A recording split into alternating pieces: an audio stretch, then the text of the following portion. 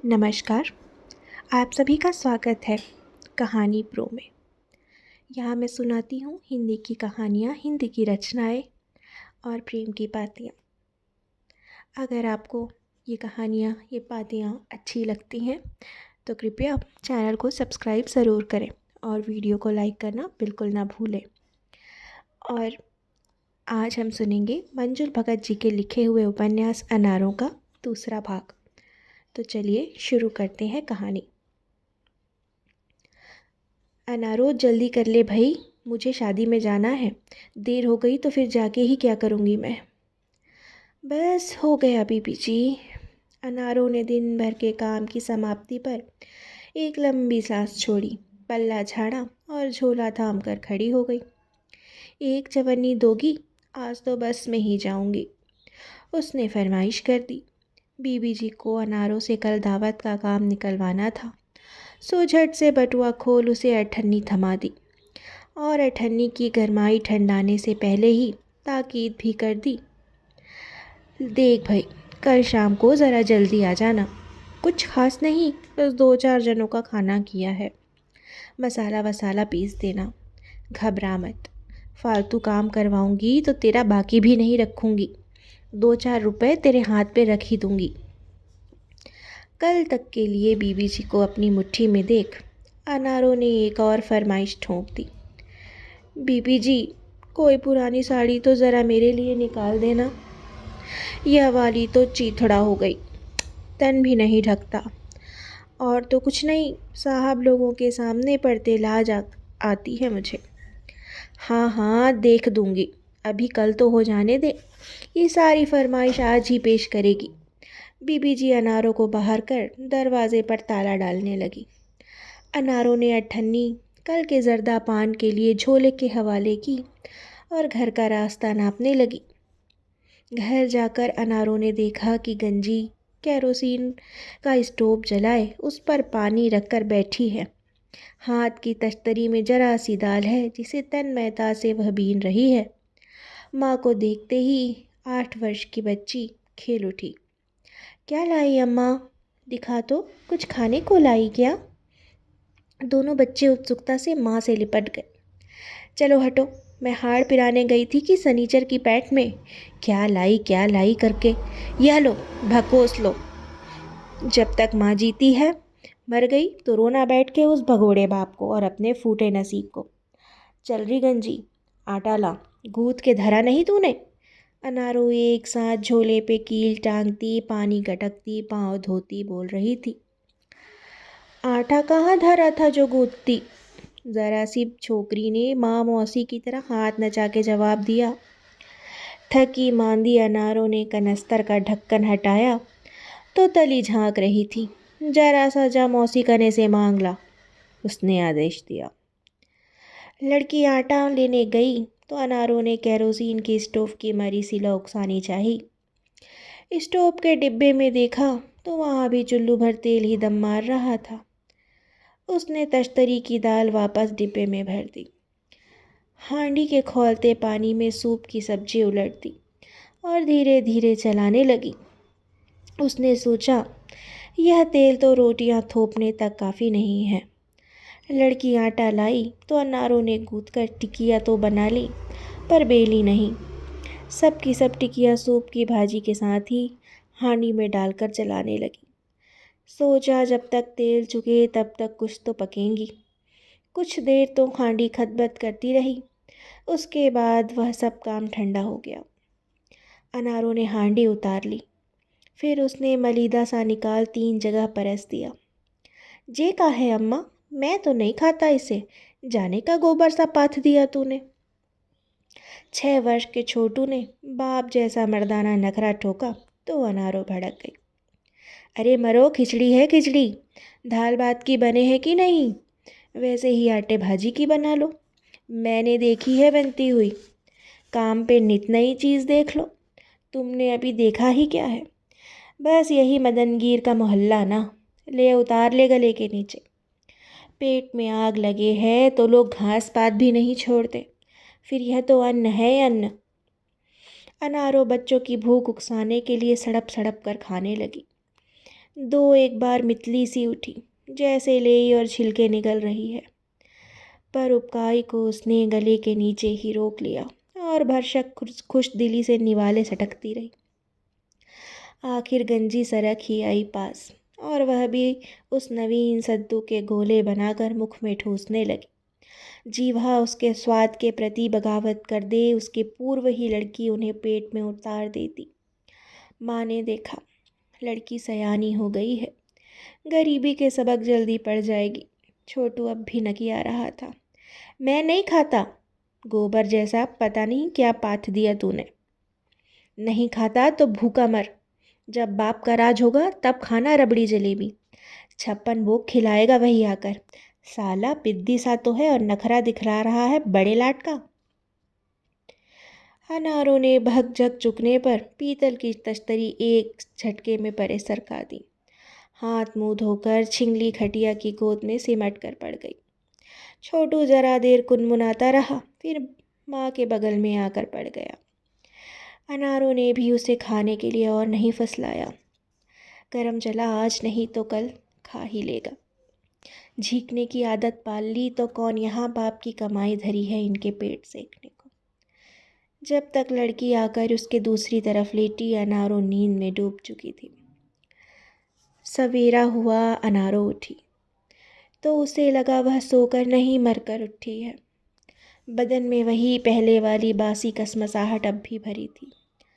अंग अंग पिरा रहा था। ना सवेरा सवेरापन लिए था, न दिन के उजाले में उसे कोई रोशनी नजर आई, ना कोई ताजगी थी, ना कहीं कोई आस। मुख की बासी मुबू की तरह दिन उगा था। घंटा 2 घंटा गृहस्थी में कटर पटर करके उसे चल देना था काम पर बेगाने घरों में। जितने तरह के घर उतनी ही रकम की मालिकें, उतनी ही हिदायतें, उतनी ही नसीहतें। कोई किसी बात से खुश तो कोई किसी काम से, किसी का मिजाज कोई तो किसी का कुछ और, कोई सारंगी थी तो कोई तबला। बस एक अनारों ही थी जो थी तो एक, पर कई जगह बट बट के काम करती। सांझ पड़ते ही अपने आप को सभी घरों से समेट कर फिर से एक इकाई बना लेती, उसी छप्पर में घुसने के लिए। जीना इसे नहीं कहते, इतना उसे भी पता है। जीना वही है जो ढेर सारे घरों में होता है, जहाँ वह बर्तन घिसने, कपड़े धोने और फर्श बुहारने जाती है। इस मोहल्ले की तो बोली भी नहीं चलती उन घरों में। देखते सुनते अनारों की भी बोलचाल कितनी सुधर गई है। बाजी दफ़ा तो बोली सुनकर कोई नहीं कह सकता कि यह नंदलाल की औरत बोल रही है। यह बोली भी है एक मदनगीर के बस्ती की। बात बेबात पंचसेरी गाली, ससुरी ऐसी चढ़ जाए है जुबान पे कि गली में पाँव धरते ही अपने आप मुंह से निकल जाए है। कोई कह तो दे भला कि यही अनारों अच्छे अच्छे घरों में काम किया करती है। अनारों ने फिर मदनगीर की झुग्गी झोपड़ियों और गले पिछवाड़े की कम औकात बेहुदगियों में दौड़ते मन को पकड़कर greater Kailash, east of Kailash के सुघड़ घरों में छोड़ दिया। आज तो सबसे बंगालन की जाएगी। बेचारी हफ्ते भर से चिल्ला रही है, ए अनारो तुम जल्दी आता नहीं कोनो, शोबोई दिनों 12 बजाता। अभी बोलो हम चूल्हा ऊपर किश में माछी बैठाएगा, 1-2 बासन भी नोई है। बंगालन की नकल उतारते हुए अनारों को हंसी आ गई। बंगालन घर के फैले काम को लेकर कैसी बेचारी सी हो जाती है, एकदम लाचार। अनारों को उस पर ममता हो आती। वह अपने सुघड़ हाथों से बंगालन का ढेरों का मिनटों में निपटा देती।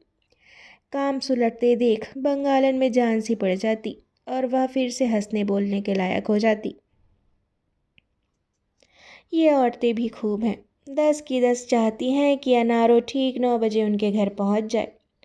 उसकी टीचर मालकिन तो हंसा करती है, क्या करें भाई, एक अनार और 100 बीमार, तो एक साथ तो सबके घरों में नहीं हो सकती। बस इतना कर लिया कर कि बारी बारी से सबके घर 9 बजे पहुंच जाया कर। अपना रूट रोज बदला कर अनारों, तब जाकर बात बनेगी।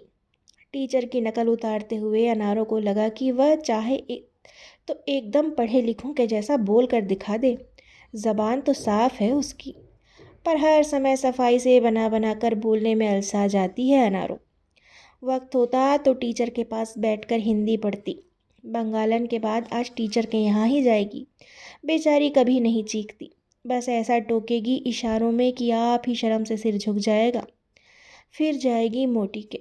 बेचारी, कितना पैसा है मोटी के पास, पर सेठ को तो देखो, हर सांझ मोटर लिए उसके यहाँ पहुँच जाएगा। ड्राइवर को बोला हुआ है कि खबरदार जो सेठानी को कुछ बोला तो। तभी ड्राइवर सेठ के इतना मुँह लगा है। मुझे और रामू को तो गाड़ी में बिठाकर ड्राइवर उसका घर भी दिखला लाया था, जहाँ वह रहती है। वह तो कह रहा था यह कोठी भी सेठ ने ही लेकर उसे दी है। एक रोज़ तो मैंने भी सुना था, मोटी दरवाज़ा बंद करके सेठ से बकझक कर रही थी। उसे सब पता है, कोई बतला गया होगा। चटखारा लेने वालों की कमी थोड़ी है। भला बताओ, जो दुख अनारों के, वही कलेश इतनी बड़ी सिठानी के। बस औरत जात यहीं मार खा जाती है, पैसा भी किस काम का। इससे तो अनारो भली, आदमी भागा ही तो दोनों को ही तज के। सौत के पास जाके रह तो नहीं गया। मोटी बेचारी तो रोएगी पीटेगी भी तो दरवाज़ा बंद करके। इज्जत के मारे मरी जाएगी। सेठ का हौसला बढ़ेगा नहीं तो और क्या होगा। मैंने तो देखते ही छबीली की पिटाई कर दी थी। मन की भड़ास तो निकल गई, इज्जत तो गई उसकी। पीट के भी यहीं पड़ी रही, जो कि उसके जाने पर ही भागी। टीकी रह जाती तो ऐसी गद बना के रख देती कि देखने वाले भी कहते, अनारों के घर में सौत नहीं, एक लौंडी पड़ी है गोड़ दबाने को। एक एक करके 10 घरों की मालकिनें अनारों के जहन से गुजर गई। वह 56 नंबर की बस में खिड़की से ज़बरदस्ती घुस भी ली थी। एक कॉलेज के छोकरे से तू मैं भी हो ली थी। और उतरते उतरते कंडक्टर से तो कह रहे ऐसी झड़प हो गई कि मरे ने बदला लेने को उसके उतरने से पहले ही बस चलवा दी। अनारो अपना संतुलन खो मुँह केवल ज़मीन पर आ पड़ी। चोट तो खैर खरोंचों नीलों में ही आई थी, पर अनारो की याददाश्त में पुरखों तक को दी गई गालियाँ गौंध गईं। उसने वहीं खड़े खड़े बस की पीठ पर गालियों की ऐसी वजनदार गोले दागे कि अगर बस गैरतदार होती तो वहीं ढेर हो जाती। बस का तो खैर क्या ही बिगड़ना था, पर अनारों का मिजाज खिन्न हो गया। सड़क पे पड़े 2-4 आदमी भी उसे देखकर खीखी करके हंस पड़े। गिरने से अनारों की एक पुरानी चोट भी टीस उठी। कंधे पर ही हड्डी पर एक बार गंजी के बाप ने लाठी दे मारी थी, वही टीस उठ रही थी। कंधा दबा के वहीं सड़क पर बैठ गई। टीसटी हड्डी के इतिहास ने कलेक्टर से संबंधित आक्रोश की दिशा मोड़ दी और लक्ष्य पर लाकर उसके पति नंदलाल को खड़ा कर दिया। अनारों ने नए सिरों से गालियों का शब्द भंडार गंजी के बाप पर उलटना शुरू किया। झोले में से एक बीड़ी निकाली, वह सुलगाई और वहीं धूप में पसर कर कश खींचने लगी। कंधे की हड्डी में दर्द फिर से चुनचुनाने लगा। यह उसी साल की तो देन है जिस साल वह भगोड़ा अकस्मात ही घर पर आकर धमक गया था। वह काम पर जाने की तैयारी कर रही थी। खड़ी खड़ी हथेली पर तंबाकू मसल रही थी कि एक बस फांकी लगा ले और चले काम पर। सूखी तंबाकू की फांकी ही उस रोज नसीब में थी। पान पत्ता तो कुछ जुड़ा नहीं था। इतने में देखती क्या है, गंजी का बाप ही चला आ रहा है, जैसे कोई सपना हो। आते ही लगा ताक झाँक करने, ना सलाम ना दुआ। पूछा भी नहीं कि तुझे पेट से छोड़कर गया था, क्या जना क्या खाया, कैसे टाली तूने वह बिपदा। बस एक ही सवाल कि वह कहाँ है। कौन? अनारों ने अनजान बनकर पूछा था। वही दूसरी। नंदलाल उसकी सुनकर हंस पड़ी अनारो और फिर जड़ दिया, तेरी दूसरी ने तो दूसरा कर लिया। क्या? नंदलाल चौंक गया। तो और क्या, तुझे पूछती रहती? पूछ ले राम भरोसे से जाकर, वही खबर लाया था। यूं ही बक रहा होगा, मस्खरा तो है ही वह जन्म से। नंदलाल ने अविश्वास से मुंह बिचका दिया। वाह, यूं ही क्यों कहेगा? तेरा कलेजा ठंडाने को। तो सुन के तेरी छाती पर सांप क्यों लौट गया? फिर राम जाने तू भी उसका पहला था या दूसरा। चुप, नंदलाल तड़क कर बोला। चुप रह तू। कभी यह भी पता किया कि जचकी में मुझ पर क्या गुजरी? तुझसे तो दाई मौसी भली, जिसने कुल एक भेली गुड़ की जापा करवाई लेकर ही मुझे तार दिया। मर्द की जच्चा जोरू होती तो सौरे से अनार होकर निकलती, पर मैं तो भगोड़े निकम्मा की जच्चा थी ना। सो पड़ोसियों के घर की काली गुड़ की चाय सुड़क कर पीली की पीली खड़ी हो गई। कोई जन्म का दुश्मन भी यूँ मझधार में छोड़ कर नहीं जाता। अनारों के ताने अभी चल ही रहे थे और नंदलाल भागा था राम भरोसे की झुग्गी पर। अनारों भी काम पर चली आई थी। अब आया है तो कुछ टिकेगा ही, शाम को भुगत लेगी। काम का नागा कर आदमी को लेकर उसे कौन सा रंग महल बसाना है। जा लेने दो छबीली के ठौर पर, देख ले अपनी आँखों से अपने माल के चोर को। पता तो चले छाती में कैसी जलन होती है। शाम को घर पहुंची तो अनारों ने झोले में से 80 पैसे की मोल ली हुई ताज़ी भाजी निकाली। अरसे बाद घर आया है, बचा खुचा नहीं खिलाया जाएगा अनारों से। उसकी करनी उसके साथ और मेरी करनी मेरे साथ। भूखा तो नहीं रख सकती अपने मर्द को। जाने क्या है, उसके आते ही घर में अनारों अन्नपूर्णा बन जाती है। लड़ मर भी लेगी पर उसे खिलाने का जुगाड़ तो कर ही लेगी। आज तो पकाने की उमंग में उसे थकान भी नहीं हो रही थी। जाते ही वह तरकारी लेकर बिनराने बैठ गई। बची कुची दाल को भी बघार कर ऐसा सौंधा बना दिया कि झुग्गी महक उठी। बनिए की दुकान से आधा पाव तेल ले आई, भरवा पराठे सेक दिए।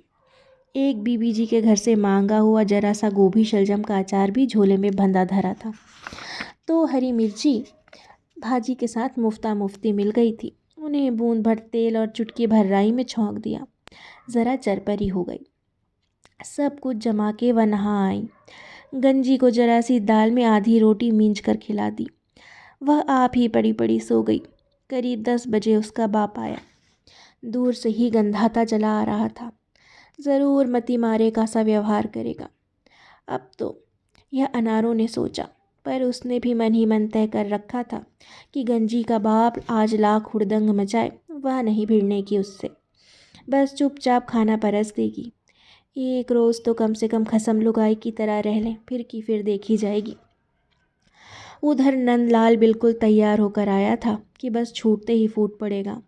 कह तो ले अनारों की वह चढ़ा कर आया है, भुरकस निकाल कर रख देगा।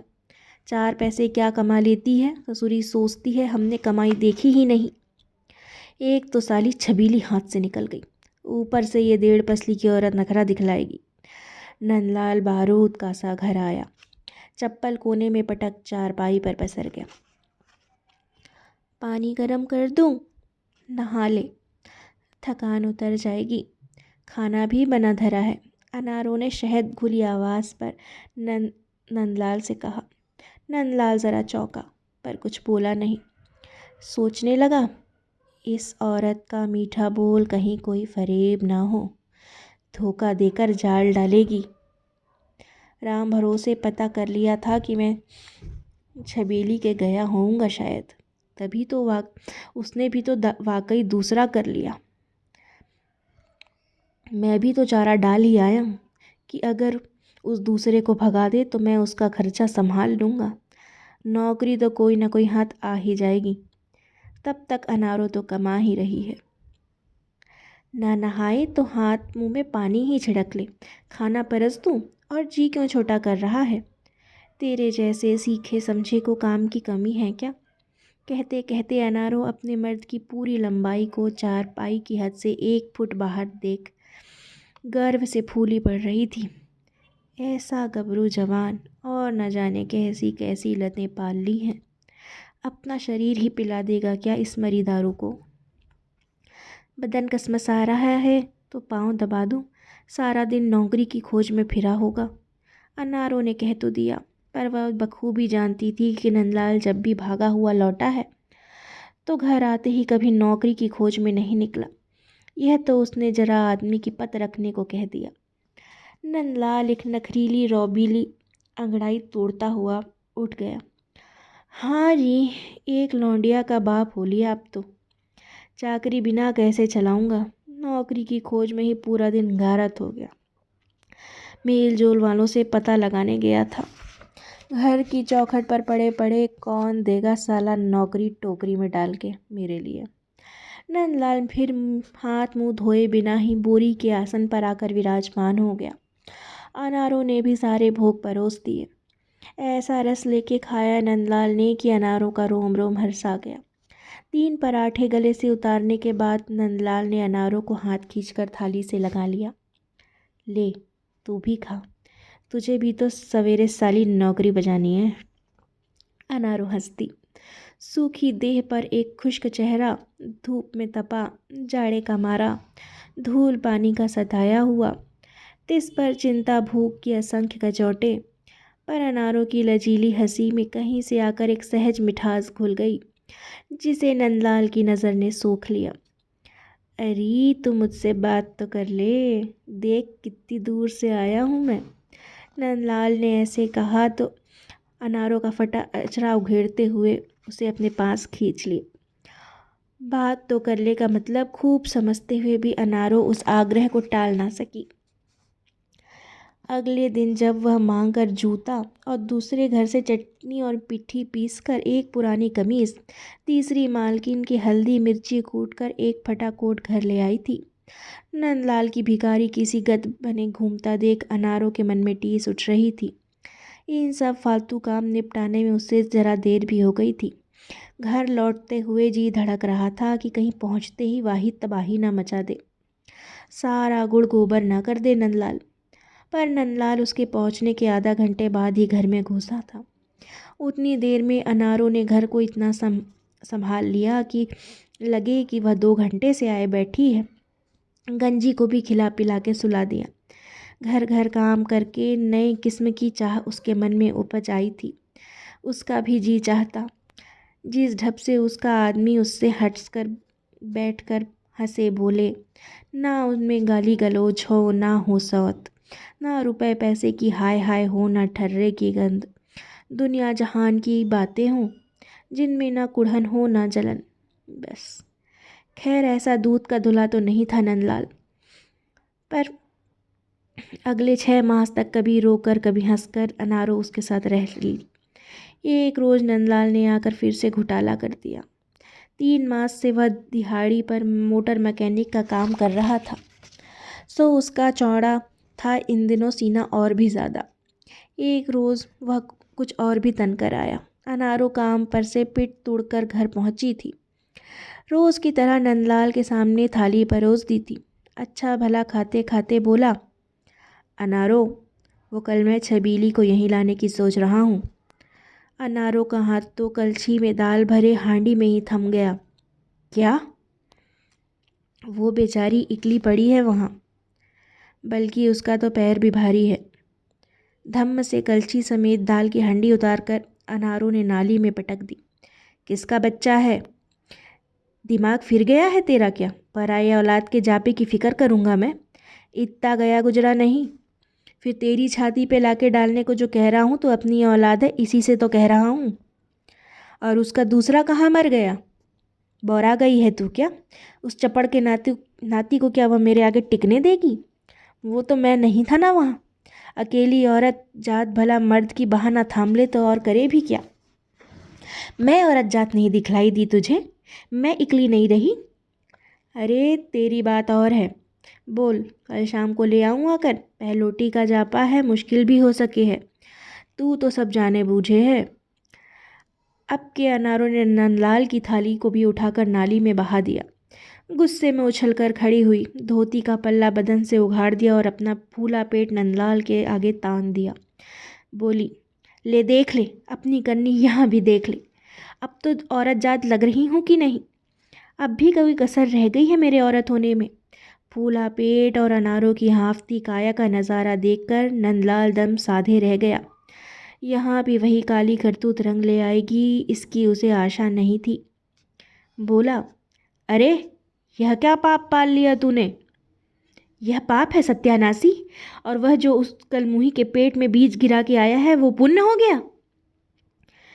इसके बाद जाने क्या हुआ कि अनारों पर देवी आ गई। बस जिस देवी का वह नियम से ध्यान उपवास किया करती है, उसी देवी की शक्ति उसकी चेतना पर छा गई। वह खुद अनारों का ही विश्वास नहीं कि उसके पास देवी आती है। विपदा में, घनघोर क्रोधावस्था में, दुख में झुग्गी कॉलोनी का पूरा कबीला इसको मानता है। इतना क्रोध आ गया अनारों को कि बस्ती वाले जो देख सुन गए वे बताते हैं कि अनारों, क्या बताएं, तूने तो बस चंडी माँ का रूप धारण कर लिया था। सारा मोहल्ला जुट गया, पर किसी की क्या मजाल जो तेरे पास भी फटक जाए। पहले तो तूने खटिया उठा के नंदलाल के दे मारी, वह उछलकर कोने में जा दुबका तो तूने थाली कटोरी भी उठा के दे मारी। उसने तेरी कलाई मरोड़ दी तो तू मुड़ी कलाई से ही उन्हें ऐसा धक्का दिया कि वह दूर गली में जा पड़ा। धूल सूंघकर वह उठा तो उसके हाथ में कहीं से लाठी आ गई। उसने दूर से वही दे मारी। तू तो ऐसी गिरी मानो कोई लहास पड़ी हो। मुंह से तो फेन गिरने लगा। शुक्र है कि तू गोता खा गई। जो होश में टिकी रहती तो जाने क्या क्या होता। नंदलाल तो जाके राम भरोसे कने सोया। गंजी को भी तेरी बहन उठा के ले गई। तेरे पास तो सवेरे तक कोई फटका भी नहीं। चटक दोपहरी में जाकर तूने आँख खोली। सब याद है अनारों को। मारे कमज़ोरी के मुंह से बोल नहीं फूट रहा था। काम पर भी नहीं जा सकी थी 2 रोज़ तलक।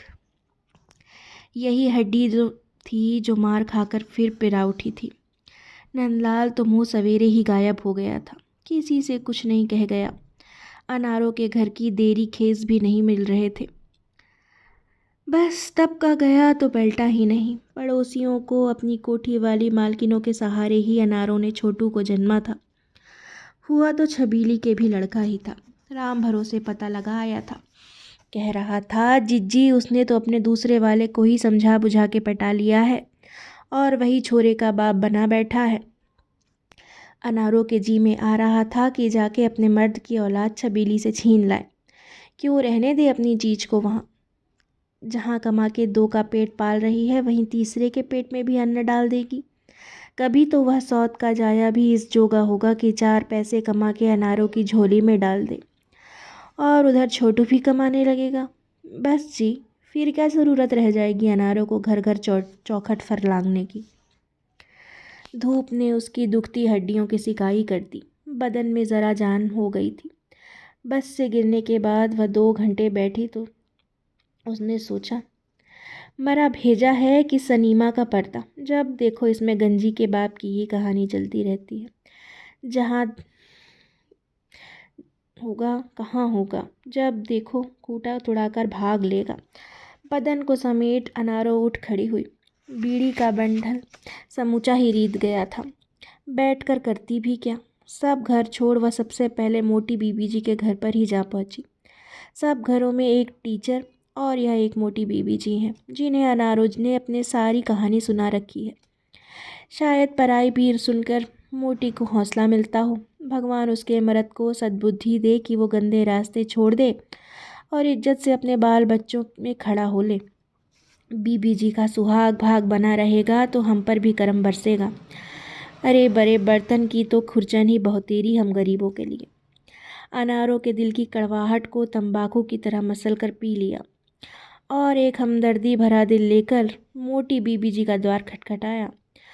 रोज़ नौकर द्वार खोलता था, आज मोटी मालकिन ही सामने पड़ गई। देखते ही कड़क उठी, अब आई है। बाप रे, इतना गुस्सैला सुर और ऐसी खट्टी नज़र कि दूध सामने पड़ जाए तो बिन फटे ना रहे। यह तो जमाने की सताई अनारों थी। फिर बात संभालने की गरज से अनारों चुप लगा गई और रसोई की तरफ बढ़ गई। पीछा करते बीबी जी भी वहीं पहुंची।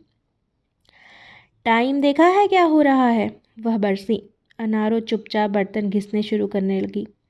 सारे घर निपटा कर मेरे पास आई है, यह फालतू का काम है क्या, मुफ्त कराते हैं तुझसे। अनारों ने ज़ोर ज़ोर से पटक कर बर्तन घिसने शुरू किए। बीबी जी भला काहे को इशारा समझती, वह अपने ही रौ में बह गई। एक तो वह कमबख्त नौकर है, उसे भी आज ही मरना था। वो छुट्टी लेकर उड़ गया और तू अब पहुंची है सारा दिन बिता के। नहीं होता तो छोड़ क्यों नहीं देती 1-2 काम। अब अनारों पलटी। बस बीबी जी बस, कलाई पर घड़ी बंधी है हमारे, हो गई देर तो हो गई। तुमने कह दिया और हमने सुन ली, और अब क्या फांसी चढ़ाओगी हमें। और जी हमारे काम को तो नज़र लगाओ ही मती तुम मुफ्त काम नहीं कराते तो हम भी हराम का नहीं लेते, हाथ गोड़ तोड़ के कमाते हैं। अच्छा ठीक है, ज़्यादा बड़बड़ करने की ज़रूरत नहीं है। क्या हो गया जो जरा सी कह दी तो? इनाम दान भी तो हम ही देते हैं, कहे तो अपने बच्चों से भी दिया जाता है अगर गलती करे तो। इसमें इतना भी फरने की क्या बात है? और हाथ क्यों रोक लिए? काम करो भाई, कह दिया तो क्या हो गया? बीबी जी के स्वर कड़े से केवल रुष्ट और रुष्ट से नरम होते देर न लग रही थी। अनारों ने काम के साथ बड़बड़ाना फिर से शुरू कर दिया, पर सारी बड़बड़ाहट में एक बार भी कहकर यह न किया कि बस यह भी नहीं कह पाई कि बस से गिरकर चोट खा गई थी, एसी से बैठी रहकर सुस्ता रही थी। बीबी जी ने जब काम बिल्कुल ही बिगड़ते देखा तो चटपट कमरा बंद करके लेट गई और कुछ सुना ही नहीं, कुछ कहा ही नहीं। इस तरह का सोचा, बक लेने दो कमबख्त को। उन्होंने आंखें मूंदते हुए सोचा, कल तक